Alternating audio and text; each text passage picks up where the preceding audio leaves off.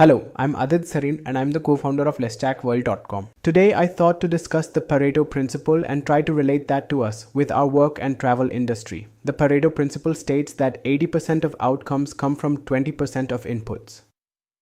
This doesn't mean that we only need to put in 20% of the effort. However, this means that in most cases, 20% of our 100% triggers the outcome. Let me tell you the real-life example. In your phone, there might be many apps, but you would only be using around 20% of the apps regularly. Here is another example. Think of your past week. Chances are you ate the same 20% of dishes 80% of the time. I might be wrong, but this principle isn't. If you are in sales and marketing, you must know that it is those 20% or fewer leads that generate 80% of the revenue for you. And there are 20% of products that generate you 80% of the revenue. If you have ever understood SEO or digital marketing, you will know that 20% or even less gets 80% of the traffic that comes to your domain. If we talk about the travel industry, there are endless destinations, but only 20% of destinations are explored by 80% of the travelers. For me, this rule almost applied everywhere I could think of. So what does this mean? This means a small proportion of your efforts, inputs, or causes are responsible for the majority of your results, outputs, or effects. It tells us to focus on the vital few, not the trivial many. It tells us to identify and double down on the 20% that drives most of your success. Most of us treat all tasks or people as equal,